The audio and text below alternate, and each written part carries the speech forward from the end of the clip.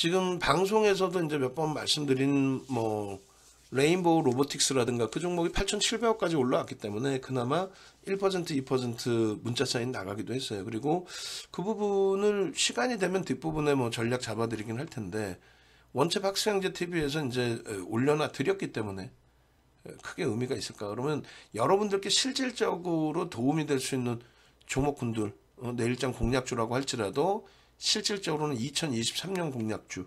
그러니까 나중에라도 이 영상 보시는 분들이 내일장 공략주에서 뭐 1월 9일 공략주 이렇게 나오지만 그것이 2023년 또 1분기 또 1월 공략주이기 때문에 짧게 간단하게 보실 내용은 아니다 이렇게 해석을 해드릴게요. 그래서 결론적으로 이렇게 이제 4분기 하반기에 또 월 단위 기준에서의 수익을 대형주 또 주도주에서 다 잡아가시고 여기 보시면 대부분이 2차 전지 종목으로 구성이 돼 있죠.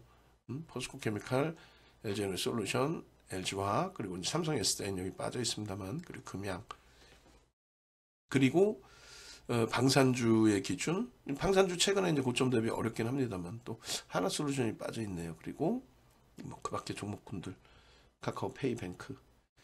자 결론적으로 이제 어떻게 대처할 거냐 2차 전지에 대해서 그 기준이 굉장히 지금 중요한 위치입니다. 근데 이 2차 전지에 대해서 좀 굉장히 혼란스러우실 수가 있는데 짧고 굵게 먼저 2차 전지에 대한 전략 기준의 한 가지 부분을 말씀드린다면 자 보세요. 분명히 우리는 22년 하반기 포트에 에코프로를 15% 그러니까 13.32%입니다만 15%로 기준을 설정했다 보시면 되겠고 그리고 이제 LG화학을 우리는 주도주로 보지 2차 전지로는 그렇게 별도로 해석하지는 않아요. 그런데 이제 절반짜리 2차 전지다 이렇게 해석을 합니다. 그래서 LG화학 주력주의 기준에 또 2차 전지 일부 포함을 해서 20%의 기준으로 그다음에 에코프로의 기준에 15%의 기준으로 편입 비중을 설정했다 이렇게 생각을 하시면 되겠고 이 부분이 이제 35%잖아요. 그리고 이제 여기 없는 게 별도의 단기 공략주 기준에서 금양을 이제 10%의 기준에 74,000원. 그러니까 7월 14일부터 해서 금양의 경우는 7월 6일 7일 상한가죠. 그때부터 에코프로가 이제 7월 14일부터의 기준. 그래서 금양의 10%까지 하게 된다면 35에서 이제 45%의 비중까지 됩니다. 그리고 이제 에코프로는 10월 중순에 정확히 네 번째 전량 차익 실현을 했죠. 그리고 그때 포스코케미칼을 진입을 했죠. 그래서 일단 어찌됐든 그 비중이 35에서 45에 달했던 그 2차 전지 비중이 일단은 LG화학이 15%로 뭐 어떤 이유에서든 주력주의 비중을 15%로 줄인 뭐 이유든 뭐든 15%의 기준 그리고 포스코케미칼 에코프로와 이제 병행하다가 결국은 이제 에코프로를 10월 중순에 전량차익 실현 네 번째 전량차익 실현 이후에 포스코케미칼로. 근데 포스코케미칼도 비중을 뭐 15%까지도 확대를 했었는데 결론은 합산해서 이제 20% 수준이란 말이에요. 그러니까 35에서 20으로 줄여놨다는 거예요. 그게 결론이라는 거예요. 아 줄였구나. 뭐 이런저런 얘기하다 보면 혼란스러울 수 있잖아요. 그러니까 무슨 얘기냐면은 아직도 갖고 있습니다. 윗방향성도 놓고 보고 있습니다. 그럼 좋다는 거야? 이렇게 되잖아요. 근데 결론은 비중을 줄였다는 거예요. 자, 수많은 업종 중에서 또 수많은 섹터에서 수많은 또 이슈가 있는 종목에서 우리는 2차 전지의 기준은 정책주로 설정을 해서 놓고 봅니다. 정책주로 설정을 해서 놓고 보면서 우리는 주도주에 대한 기준, 주도주의 정책에 대한 기준은 이렇게 설정을 해요. 정책주다라고 하는 거는 일단 어찌됐든 정부의 정책의 기준점을 좀 잡을 수 있는 내용들을 얘기하는 거죠. 정부의 정책 기준. 정부의 정책 기준. 그리고 그 정부의 정책 기준이 잠시만요. 제가 조금 전에 올려드렸던 여기에는 지금 없네요. 정부의 정책 기준에서 이제 우리는 정책 기준 정책주를 이렇게 설정을 하거든요. 다시 보여드리면 요거는 제가 판단할 때 펀더멘탈이 뒷받침되는 업종. 네이버 카카오가 초등학생도 아는 그런 업체잖아요. 근데 그 업체들이 나쁘다고 할 수 없잖아요. 네이버 카카오가 초등학생들도 아는 좋은 업체인데 그 좋은 업체인데 프리미엄이 높다 보니까 고점 대비 6, 70% 밀린 거 아닙니까? 또 미국의 별의별 종목군들이 다 있지만 테슬라의 경우 어찌됐건 시가총액 5위까지 올라왔단 말이에요. 시가총액 5위까지 올라온 종목의 기준에서 그 종목군들이 그 종목군들이 시가총액 5위까지 올라온 그 종목군들이 그 종목군들이 70% 이상의 급락으로 연출이 됐다? 그 부분에 대해서는 많은 부분을 생각을 해보셔야 된다. 프리미엄이 꺾여져 내려가는 이유가 뭘까? 그래서 우리는 철저히 주력주라는 거는 프리미엄이 그렇게 월등히 높지 않은 쪽, 실적을 가지고 있는 쪽, 또 자산 가치가 있는 쪽, 그런 위주로 놓고 보는 거예요. 그래서 하이닉스, LG화학, 현대차의 기준은 뭐 현대차도 지금 오늘의 설명 보면 안 들어가 있습니다만 주력주로 이렇게 20% 비중으로 작년 하반기에도 넣어놓은 이유가 올해 지금 영업이익 예상치가 10조예요. 2020년 영업이익이 2조 4천억 수준입니다. 2조 4천억 수준에서 10조. 그리고 우리나라에서 10조의 영업이익이면 우리나라의 상장사 중에서 영업이익 2위입니다. 근데 시가총액이 7위예요. 얘는 거품이 없죠. 여러분들이 우려하시는 거나 주변에서 이야기하는 뭐 하락장이 와도 하방 경직성이 뛰어날 수밖에 없는 그런 종목. 그렇게 되다 보면 하방 경직성이 뛰어나다 보면 코로나19 때처럼 말도 안 되는 비이성적인 폭락이 오고 또 지난 9월 말 10월 저점 그 수준을 이탈시키는 비이성적인 흐름이 나와도 이런 종목의 조정은 제한적이고 반등은 가파라질 수밖에 없고 그리고 조정이 제한적인 상태에서 뭐 6, 70% 밀린 그런 종목하고는 비교 범위가 아니니까. 그러면 거기서 바닥 인식이 잡히고 돌린다 했을 때 언제든 황금성을 가지고 있다는 거죠. 그러니까 내 자산을 지킴으로써 기회의 비용을 더 줄 수 있는 종목군들. 그게 이제 주력주로서의 편입 기준을 설정하는 거고. 그 다음에 나머지 종목군들은 절대적으로 정부 정책입니다. 미국의 정책의 기준에 친환경. 친환경의 기준에 전기차. 전기차에 연동된 2차 전지. 그 부분 하나. 그 다음에 친환경의 기준에 신재생 에너지, 태양광. 여기에 이제 OCI 병행하다가 지금은 하나 솔루션만 보죠. 그 이유는 이제 나중에 또 설명할 시간 있으면 설명해 드리고. 그리고 국내 정책 기준에 이제 방산에 이제 항공우주 쪽에 한국항공우주 뭐 이쪽을 더 최우선으로 설정을 했었고, 하나에어로스페이스도 병행을 했었습니다만, 하나에어로스페이스는 지금은 잘라냈고요. 지금의 기준은 이제 한국항공우주하고 현대로템인데, 11월 이후에는 현대로템의 위주로만 봅니다. 그렇게 해서 이제 정책주를 이렇게 넣은 거예요. 정책주를. 그냥 마구잡이로 종목을 넣은 게 아닙니다. 그래서 이 비중이 1억 비중으로 해서 100%입니다. 그러면 이제 한간에 야 주식 100% 사려는 거 현금 비중 안 줘? 이 나쁜 전문가네 이러실 분들이 계시는데 아니 그건 스스로 판단하세요. 현금 비중 20% 갖고 가고 싶으면 80%를 그러면 비중으로 따져서 80%에 대한 비중을 하면 되잖아요. 그러니까 예를 들면 하이닉스 20%니까 80%에 20%니까 16% 넣으면 되겠네. 그것까지 해줘야 돼? 예전에 그런 분이 계셨어요. 현금 비중이 항상 50% 가까이 돼 있어요. 그 비중이 뭐 30%인지 50%인지 저도 헷갈립니다만 항상 50%라고 칩시다. 현금 비중 50% 아니면 자기는 주식을 못하겠대 불안해서.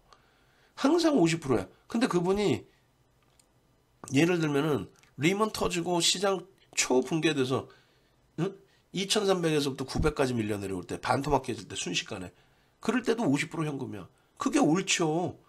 한 1000포인트 500포인트 빠졌다고 그거 들어가 봐야 현금 비중 다 들어가 봐야 되돌릴 때 빨리 팔고 나오지 않는 한.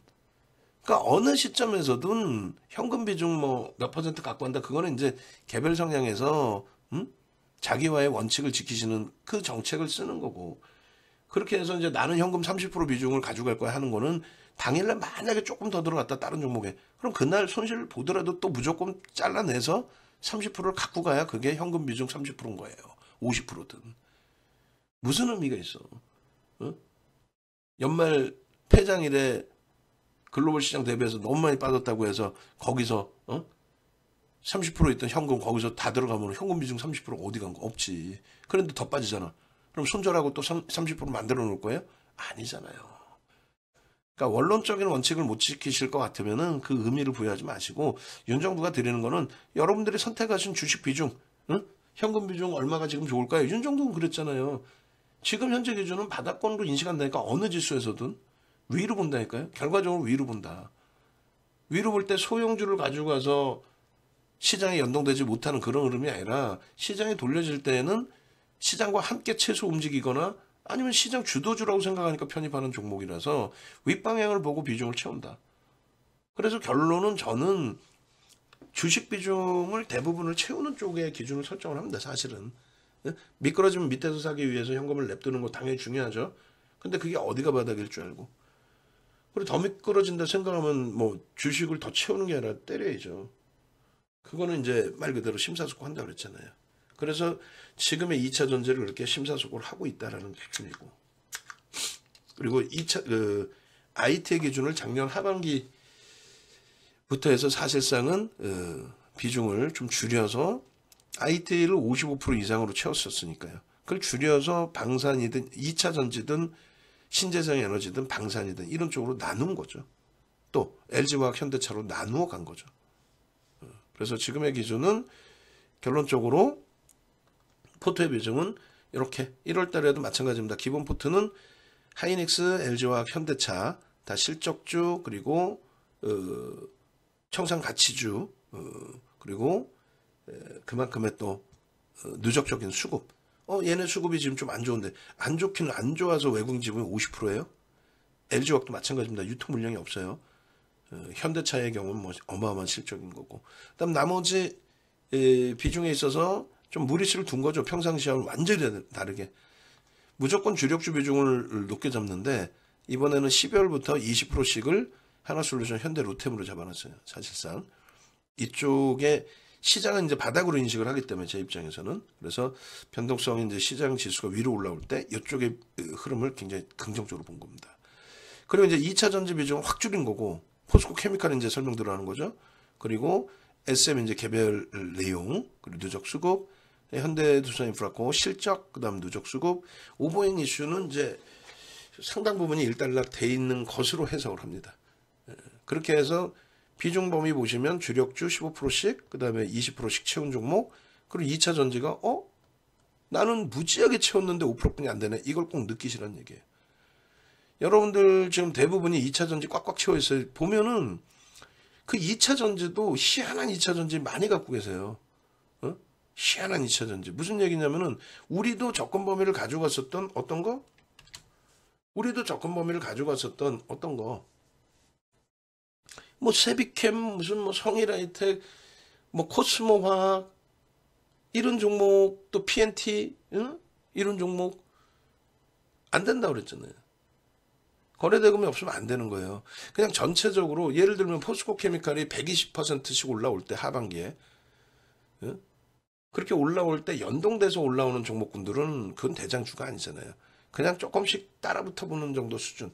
오히려 그런 종목군에서도 또 희한의 성향이 포스코 케미칼은 너무 크다고 안 들어가고 시가총액이 뭐 18조까지 올라왔으니까 너무 크다고 안 들어가고 또 한 가지는 그러니까 LG에너지솔루션, 삼성 SDI, LG화학, 포스코 케미칼까지 그러니까 시가총액 2위 LG에너지솔루션, 시가총액 5위, 6위 삼성 SDI, LG화학 이 종목군들은 너무 크다 안 들어가고 또 포스코 케미칼, SK이노베이션도 시가총액 20위 안에 17위까지 올라왔죠. 얘네도 무겁다가 안 들어가.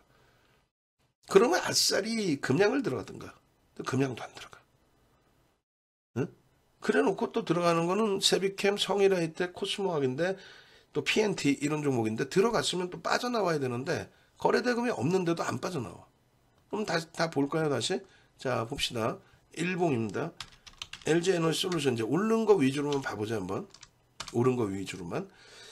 LG에너지솔루션 하반기에 26% 올라왔고요. 그리고 35만 원에서 62만 9천 원까지 그럼 얼마 올라온 거예요? 35만 2천 원에서 계산을 한번 해볼까요? 그래도 상징적으로. 지금 2차 전지 전체에 대한 설명이 될 수 있으니까 굉장히 중요한 내용이 되겠죠. 해주면 78.6% 올랐어. 78% 올랐습니다. 근데 이렇게 78% 올라오는 종목 안 들여다본단 말이에요. 분명히 말씀드렸어요. 오버행 이슈는 11월 이후로 생각하시고 그 이전에는 패시브 자금이 11월 말에 들어온다는 걸 감안하고 액티브 쪽에서 계속 들어올 거다.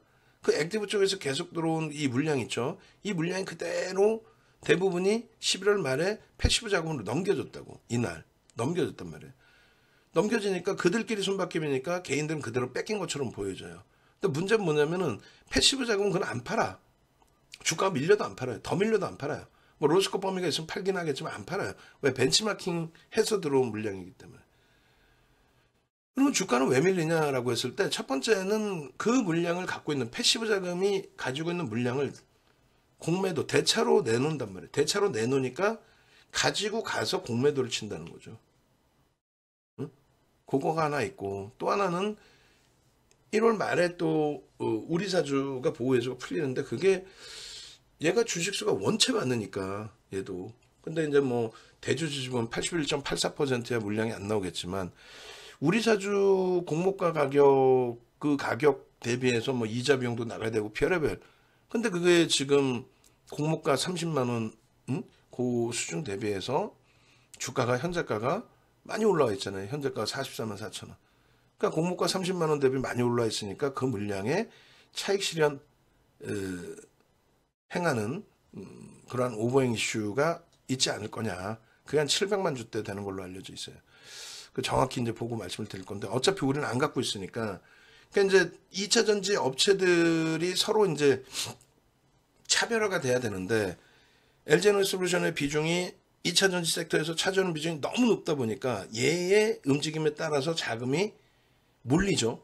얘가 강세를 띄니까 몰린단 말이에요. 몰리다 보니까 얘도 비중을 주고 그 다음 비중 시가총액 비중대로 비중을 주니까 수급이 긍정적이었는데 만약에 얘가 계속 이런 식으로 나오면은 부담이 될 수 있어요. 그러니까 테슬라 말씀드린 것처럼 어찌됐건 지금은 이제 그 흐름이 아니라 왜 2차 전지에서도 이런 종목도 있는데 나머지를 꼭 보셔야 됐느냐라는 얘기를 하는 거예요. 그 투자 패턴을 좀 바꾸셔라 하는 얘기. 50만 원 수준에서 76만 원이니까 여기 대략 한 50% 올라온 거고 LG와 들 올라와서 들 빠진 거고 또 바닥 대비는 여전히 시장 대비는 강세인 거고 삼성 SDI도 본격적으로 이제 10월 20일부터 수급이 이제 급격히 들어옵니다. 그렇게 되면서 이제 변동성의 확장. 얘도 50만 원 수준에서 50% 이상까지의 기준이 되겠죠. 그리고 이제 고점 대비 조정, 그 다음에 저점 대비해서 흐름. 그러니까 시가총액 2위가 70%, 시가총액 5위, 6위가 50%씩 움직이고 SK 이노베이션 별로 못 움직였어요. 그리고 이제 포스코 케미칼이 얼마? 바닥 대비해서 여전히 87%, 그다음 고점으로 따지면 120% 이상이란 말이에요. 근데 무겁다고 못 들어가 이런 종목은. 또 이런 날 9조짜리 종목이 20% 올라왔다고 못 들어가. 또 이렇게 과도하게 밀릴 때 수급 범위는 꼬인 게 없거든요. 그죠? 그런데도 불구하고 못 들어가. 우리는요 여기서부터 본격적으로 잡죠. 이때 그리고 일부 그리고 여기서부터 본격적으로 에코프로와 포스코케미칼의 병행, 나머지 2차전지 싹 정리. 나머지 2차전지 뭔데? 코스모와 코스모 신소재, 세비캠, 성일하이텍, 그리고 에코프로는 10월 중순에 정리. 그러니까 왜 그런 수순이냐면, 자, 일단은 그렇다면 아예 금양을 놓고 보시든가, 그죠? 그러면 얘라면은 어마어마한 상승률이란 말이에요. 어? 그럼 얘도 그러니까 대형주는 대형주대로 못 움직일까봐 못 들어가고, 또 금양처럼 대놓고 만지작거리는 종목도 변동성이 크다고 못 들어가고 에코프로 같은 경우에도 얘도 이제 지주사 성격이잖아요. 사실상 이런 등락이 나올 수 있는 위치는 아닌데 우린 정확히 이날 들어갔어요. 종가 수준에 그래서 73,530원이 그 종가의 수준인데 저기서부터 들어가서 여기까지 해서 4번의 전량 차익 실현을 하고 포스코 케미칼로 옮긴 거죠. 그러니까 전략 차익 실현 재편이 전량 차익 실현 재편이. 근데 근데 이 두 종목 빼고 나면은 글쎄 뭐 우리도 이제 세비캠도 들어갔지만은 잘 보세요. 얘는 무조건적으로 거래량이라고 그랬어요. 거래량 거래대금 하나 둘 셋. 얘 무조건 중간에 다 던져야 되죠. 9월 중순이면 벌써 이미 거래가 없는데 여기서 여러분들은 뭐 페바떼리 어쩌고 저쩌고 얘는 사가지고 있죠. 지금도 갖고 있어. 지금도 팔아야 돼. 그럼 무조건. 어? 성일하이텍 어때요? 얘도 우리가 다 수익 낸 종목 아니에요. 거래대금 있어요 없어요? 없죠. 근데 2차 전지라고 이런 종목을 갖고 있단 말이에요. 안타깝게도 다 좋은데. 응? 그죠? 또 이 종목 이외에 코스모 신소재 얘는 수급이 좀 들어왔었던 종목이에요. 우리도 이제 마지막 자락에 이제 정리를 해놨죠. 수급이 좋아서. 근데 결국 이제 수급이 다 빠져나가고. 또 코스모학은요. 얘도 1조를 넘겼었던 종목인데 결국 거래대금 어때요? 없죠. 수급에 대한 그 신뢰도는 좀 결여가 됩니다. 왜냐하면 시가총액이 얘가 지금 3천만 주짜리란 말이죠. 그럼 6천억 정도 수준이라서 거기다가 PNT 우리 이제 회원님이 갖고 계신 종목인데 전략 매도를 말씀을 드렸는데 이제 쉽지는 않으실 거란 말이에요. 얘도 결국은 신용까지 질러서 풀로 베팅해서 많이 갖고 계시는데 결과적으로는 2차 전지 수익에 연동이 되지 못했단 말이야. 그러니까 이게 이제 전략 기준에서 뼈저리게 와닿고 아 내가 2차 전지를 하더라도 얘가 아니구나. 얘에 대한 긍정적인 보고서도 있었지만은 좀 더 놓고 봐야 되는구나. 그걸 놓고 봐주는 역할이 윤정두구나. 똑같은 2차 전지여도 방송에서 매일 LG에너지솔루션, LG화학, 삼성 SDI 거기에 포스코 케미칼까지 집중하십시오. 특히 이제 포스코 케미칼의 명분은 이런 게 있습니다. 시가총액 18조짜리에서 큰 수익 내서 어디 가서 자랑이나 제대로 해보십시오. 시가총액 뭐 몇천억짜리 1조짜리에서 수익 났다고 하지 마시고. 두 번째 기준은 아예 그럼 시가총액 이 정도 수준의 기준일 것 같으면 2조 4천억까지 올라간 금양에서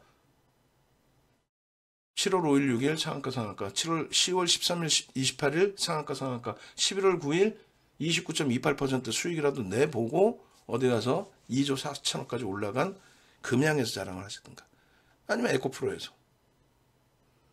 그러니까 PNT도 어디선가에 세일즈를 받으셨겠지만은 거래대금도 상당히 제한적이고 제한적인 거래대금 자체가. 그러면 시장에서 이슈가 불거질 만큼의 수익 범위를 가져가기가 어렵다는 거예요. 결론은 이제 포스코 케미칼의 기준이 되는데 포스코 케미칼은 왜 움직였냐의 기준이 되겠죠. 그게 명확해야 돼요. 포스코 케미칼이 왜 움직였는지에 대해서 여러분들이 판단을 하실 수 있는 능력을 가지고 계셔야 포스코 케미칼을 윤정두가 정리합니다 하면 정리를 따라 하시는 거고 왜 움직였는지를 아셔야만 여기서 편입 기준 설정 잡습니다 했을 때 따라가시는 거예요. 그리고 이제 많은 분들이 기술적 분석한다 피고 뭐 이게 잘못됐다는 건 아닙니다만 이걸 맹신하지 말란 말이에요. 19만 원을 넘기면 시세가 뿜뿜 뻗어져 나올 거다. 그건 뭐 잘못된 얘기는 아닙니다. 오히려 그렇게라도 해석을 해주면 다행이지. 19만 원을 넘겨서가 아니라 자, 그 논리의 순서에 앞서서 19만 원을 만약에 거래량도 없이 찔끔찔끔 넘기면 어떻게 할 거야? 19만 원을 거래량도 없이 찔끔찔끔 20만 원, 21만 원 이렇게 넘겼어. 그렇게 하고 21만 원 꺾었어. 그럼 우린 전략 매도를 한다니까. 왜요? 거래대금이 안 실리고 수급이 개선되지 않는 그런 흐름에서는 의미 부여하지 않는다. 19만 원이라는 것에 야 여기 19만 원 돌파하면 대박나요. 그 19만 원의 돌파의 기준에 거래가 수반되고 이런 식으로 돌파가 되지 않는다면 그렇다면 의미 부여하지 않는다. 예를 들어서 이 앞전 고점에 매물이 있어요. 뭐 최고점 넘기려면 매물을 터뜨리고 뭐 잡아내. 개뿔이나 매물 공방 없어요. 대형주의 기준 18조짜리의 기준에서는 이날 같은 경우에도 놓고 봐보세요. 뭐 이날 이게 예를 든다면 앞전 고점을 넘길 때에 뭐 매물벽 또 고점에 대한 뭐 눌림목을 받아서 이 근처에 왔다가 밀리고 이렇게 갔겠나? 그러지 않단 말이에요. 여기가 그럼 매물벽이잖아요. 그러면 이렇게 따지면 요 공간이 전부 매물이었죠. 전부 매물이었는데 매물 공방 한 번도 없이 여기서 다 끌어안고 간 거 아니에요. 한 방에. 여기서 매물 좋아한 거야? 에이 말도 안 되는 소리 하고 있어. 그러니까 단순 이평이나 단순 이평이나 이런 걸 놓고 보면서 해석하시지 말란 얘기예요. 단순히 평이나 이런 걸 놓고 보면서 요자락에서. 결론적으로 이 포스코 케미칼 같은 경우에 왜 움직였는지부터 해서 한 가지씩 단순하게만 좀 놓고 보시면 이렇습니다.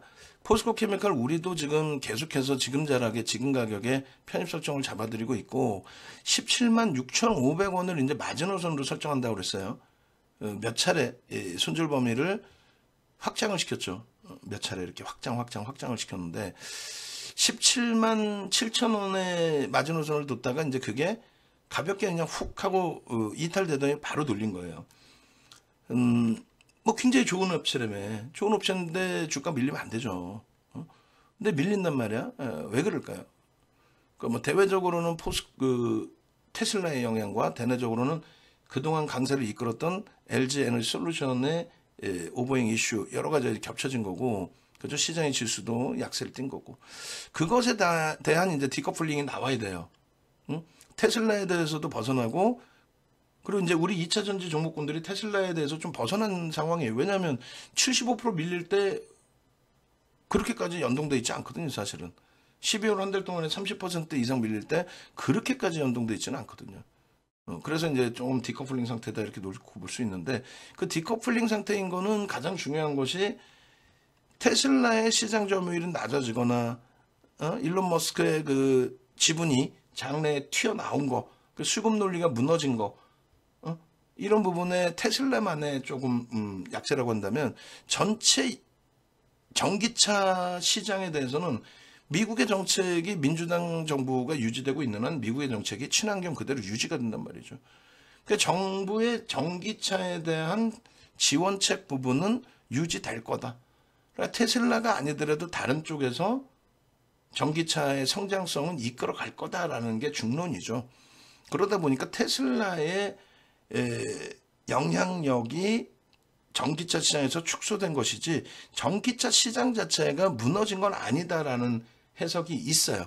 그렇기 때문에 전체 비중을 다 잘라내지 않고 뭐 포스코 케미칼을 예를 든다면 15%에서 지금 5%를 남겨놓고 있는 상황인 거예요. 그조차도 못하고 지금 뭐 2차 전지 몰빵돼 있는 사람들은 지금 피눈물 나는 거지. 그러니까 당장이라도 지금 이 시간에라도 전화해서 나 함께 가고 싶어요 하시라니까. 농담이 아니라. 다시 보여드려요, 전화번호. 나는 2차 전지가 100% 수준인데 윤정도는 2차 전지 맨날 떠들어대더니 벌써 쟤네들은 이 윤정도는 벌써 정리를 했어?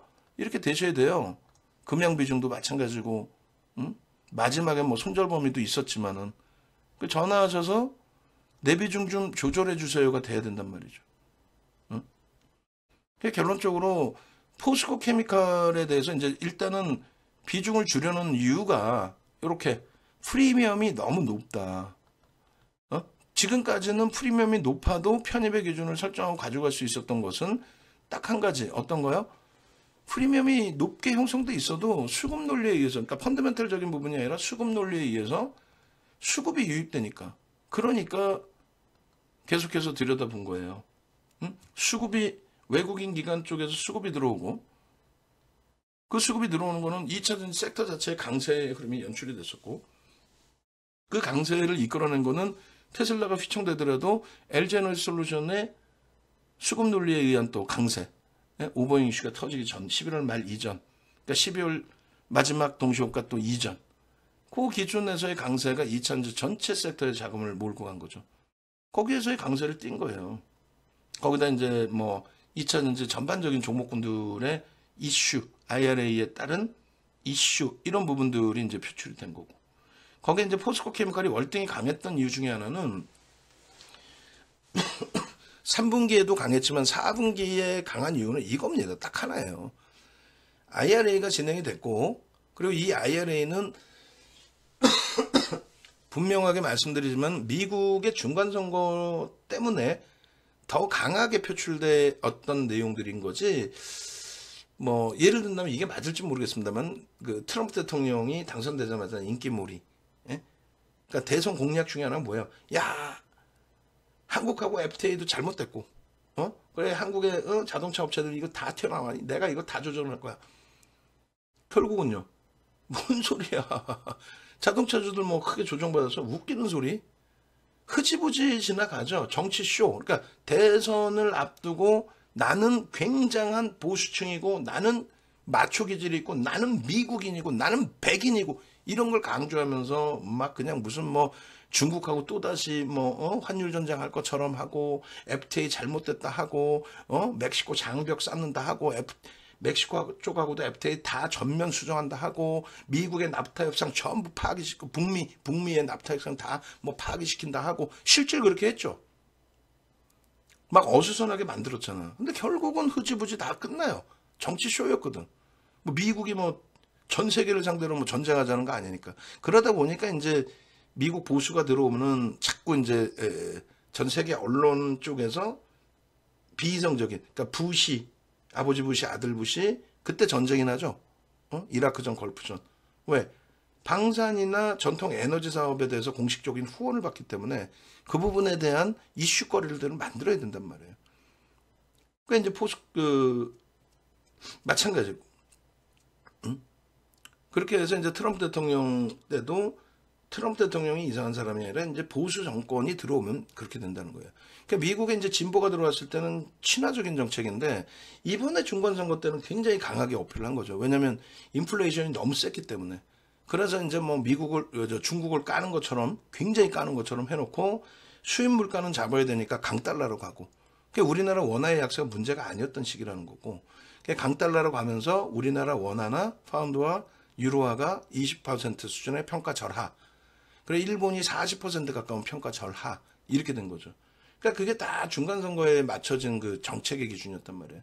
그러니까 IRA도 지금 작년 연말에도 결국은 야 뭐 자동차 업체들 뭐 그래 니들한테 내가 알아서 해줄게. 아이 뭐 그까짓 건 뭐 상업적인 절차에 따른 자동차 판매 리스나 이런 부분에 대해서는 아이 또 보조금 주면 되지 뭐 이따구로 바뀌는 거죠. 마찬가지예요. 중국의 원자재를 쓰지 마라. 아주 강경하게. 그거를 계속 그렇게 할 줄은 모르겠어요. 뭐 중국은 바보 가만히 있어. 에라 모르겠다면 니들하고 우리하고 한번 붙자 전쟁하자. 우리가 죽게 생겼는데. 근데 그 정도 심각한 내용이 사실은 아니란 말이에요. 정치 쇼인 거지. 결론적으로 이게 계속 그 IRA 법안 자체가 흔들어대서 포스코 그룹이 이것에 대한 유통망에 대한 또 원자재 조달 능력에 대한 그 성과 부분이 계속 주목이 될지는 더 봐야 돼요, 이제는. 사실은. 그래서 저도 한 발 빼는 거고. 15%에서 5%를 빼는 거고. 근데 이제 하반기에 이걸 이끌었던 거는 결론은 8월 중순에 폐배터리 관련주들 날아갈 때 지금에 와서 생각해 보세요. 그게 상식적인가? 폐배터리 관련주라는 게 뭐예요? 미국이 중국산 원자재를 쓰지 말라고 하니 정부가 어떻게 해줄 수 있는 것도 없고 미쳐버리는 거지. 당장 기업들은 원자재를 조달해야 되는데 조달할 방법이 참 답답해지고. 그래서 뭐 어떤 의미에서 나온 내용인지 모르지만 어느 날 갑자기 폐배터리 얘기가 나온 거야. 어느 날 갑자기. 그럼 상식적으로 생각해 보세요. 폐배터리가 무슨 진입장벽이 있어. 갖다 뜯어다 쓰면 되는 거지. 근데 그거에 대해서 난리가 난 거야. 이제 뭐 정책적으로도 어떻게 할 수도 없고 하니까 결론은 이제 뭐 현대 기아차조차도 폐배터리 운동에 뭐 동참하겠다. 옛날 뭐 금모으기 운동도 아니고. 그러니까 LG에너지솔루션, 뭐 삼성 SDI, 뭐 전부 다 폐배터리. 심지어는 전라도청까지도 폐배터리. 우리도 폐배터리 사업에 뭐 어쩌고. 결론은 세비캠이 움직여. 너 왜 움직이니? 폐배터리 관련주래. 지금 어떻게 됐어요? 고점 대비 70%씩 막 빠져있죠. 60%? 그 세비캠이 움직여. 그 다음에 누가 움직여? 성일하이텍만 움직여. 때가 들탔거든. 왜? 신규 상장주들. 성일하이텍 너는 왜 움직이니? 얘도 폐배터리야. 고점 대비 막 지금 한 50%씩 막 60% 빠져있죠. 그 다음에 움직인 게 코스모와. 너 왜? 폐배터리. 그 다음 움직인 게 에코프로. 너는 왜? 자회사가 폐배터리. 포스코 케미칼도 움직여. 너는 왜? 나도 폐배터리야. 폐배터리는 진입장벽이 없어요, 사실. 그러더니 지금은 아예 폐배터리 얘기가 없죠. 그런 가운데 우리는 얘로 집중을 했던 이유가 그 폐배터리 내용 나오고 한 달 만에 폐배터리 테만 끝났어요. 9월 중순부터 시장 재차 저점 깰 때 그때부터 뭐 그 이전부터 고점 찍고 밀리던 폐배터리 뭐 세비캠, 성일하이텍 다 아작 났죠. 속된 표현으로 아작이 났죠. 아작이. 근데 포스코 케미칼은 오히려 10월 이후에도 엄청난 탄력을 받습니다. 일부 조정 나왔다가. 그게 바로 이명박 전 대통령 정부 때 굉장히 문제가 시끄러웠었던, 어? 이명박 전 대통령의 친형 뭐 이상득 의원이신가요? 연루돼 있는, 어? 포스코 그룹뿐만 아니라 이제 뭐 대우 그룹 와해되고 나서의 나머지 이제 대우 쪽에서도 자원 외교한다고 뭐 난리가 났었죠.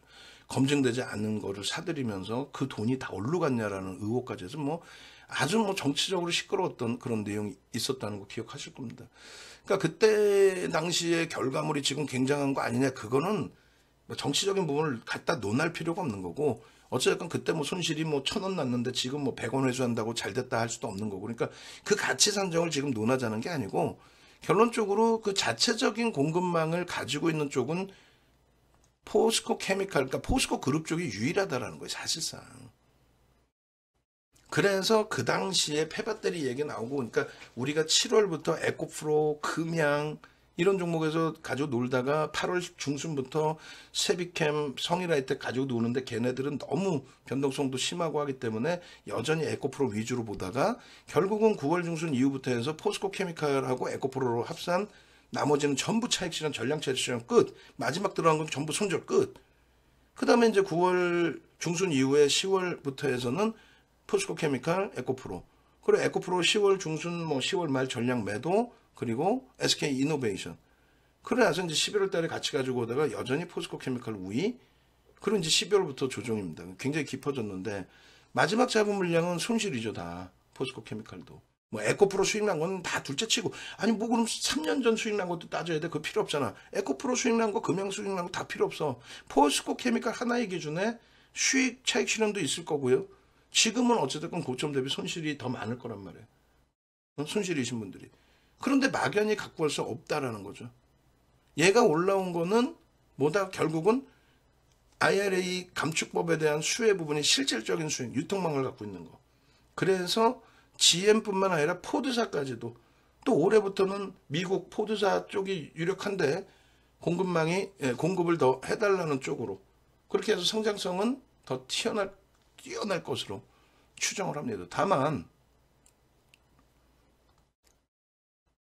프리미엄이 너무 높다니까요. 다 알겠는데 프리미엄이 높아. 그래서 맨 처음에 말씀드렸을 때 기준을 잡을 때 뭐라 그랬어요? 지금 듣다 보면 헷갈린단 말이에요. 뭔 소리 하는지 횡설수설인 것 같고. 결론은 첫 번째는 하반기의 비중이 35에서 45%까지 형성을 해놨던 2차 전지가 지금은 25% 전후 미만 수준으로 급격히 감소돼 있다. 우리 기준에 절반 수준으로 줄어 있다. 그게 답이에요.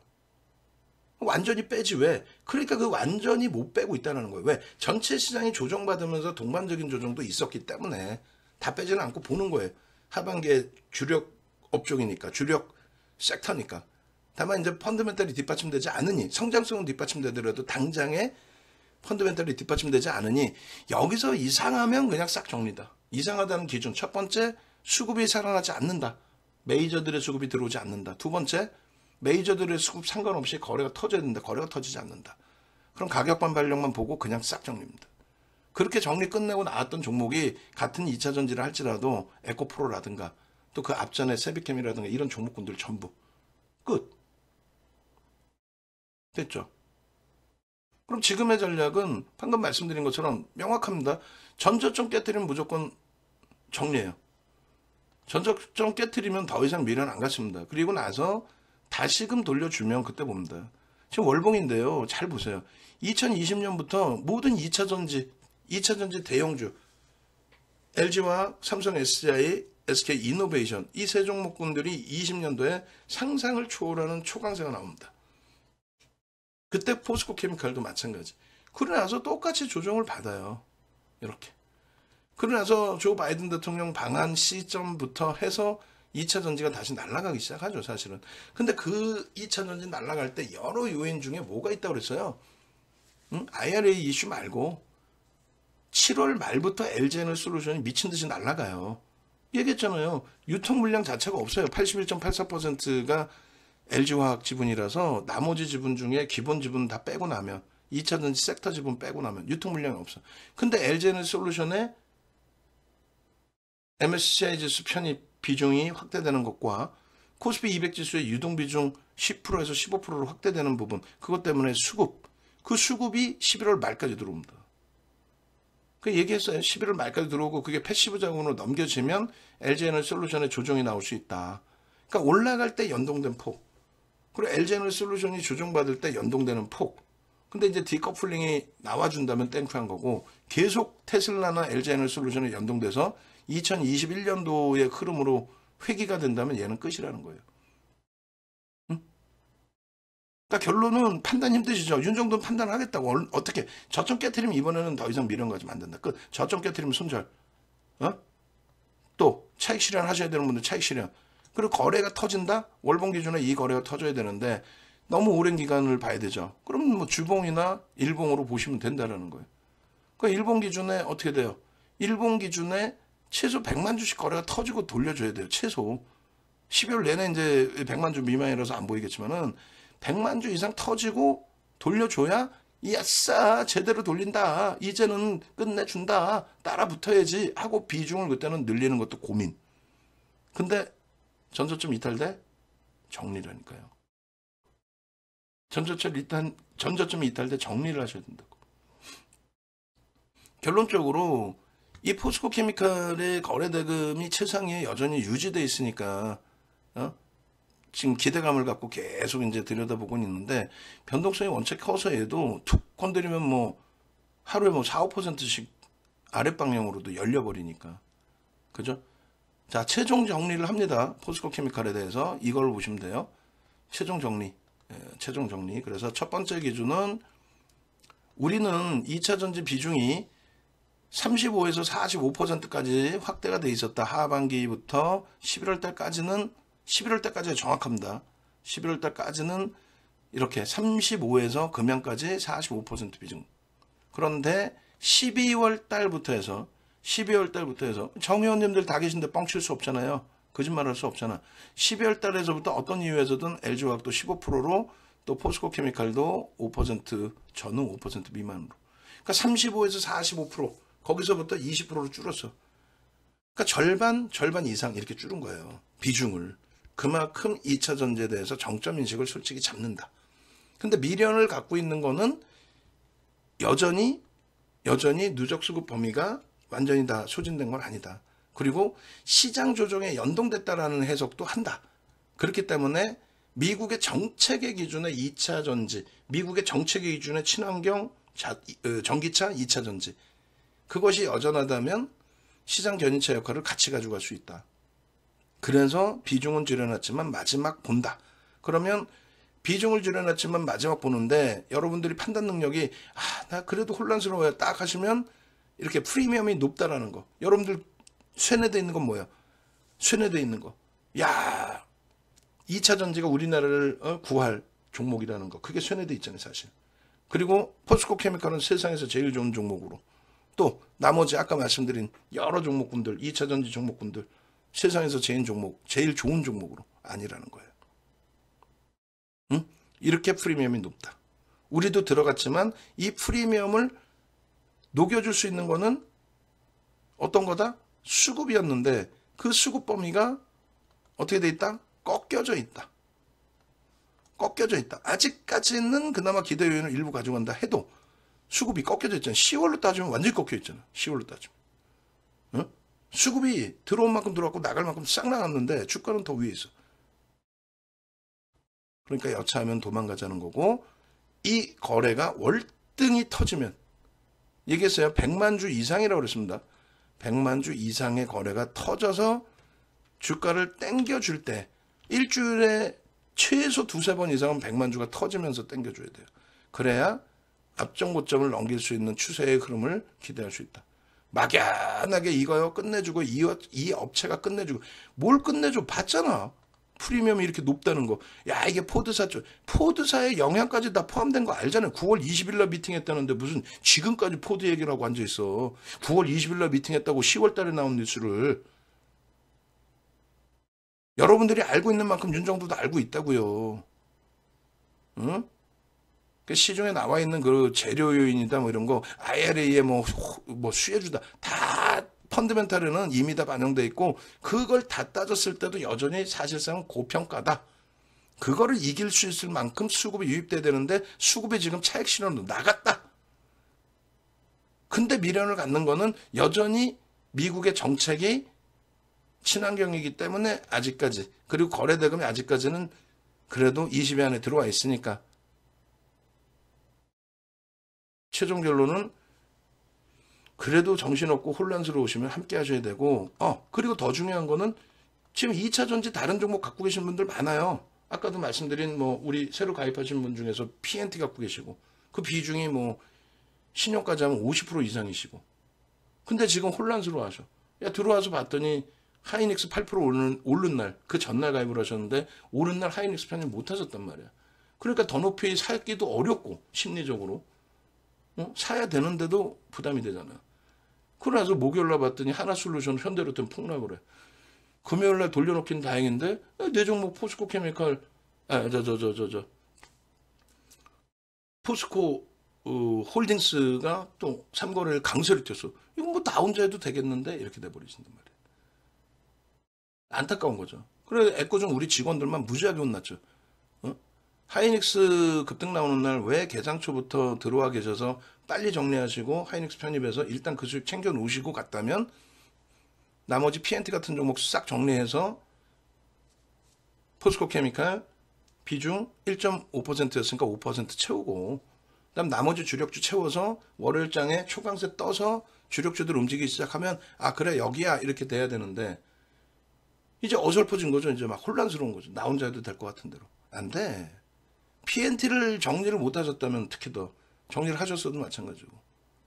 나머지 그 2차 전지 뭐 포스코 코스모화 코스모 신소재 그 종목군들이 나쁘다는 게 아니라 2차 전지 모든 종목을 다 아우러서 현재로서는 제가 판단할 때는 포스코 케미칼을 능가할 수 있는 종목이 없다라는 거예요. 첫 번째 외국 기관 수급에 있어서 두 번째 가지고 있는 노출돼 있는 모멘텀 포드사와의 또 재료 공급 계약 관련된 MOU 체결이라든가 이런 부분이 노출될 가능성이 지금 상당히 높죠. 9월 이후의 기준에서 이제 가지고 있는 그 명분은 굉장히 많아요. 누구보다 유통망 갖고 있는 거, 뭐 리튬 광산 갖고 있는 거 이런 거 굉장히 많아요.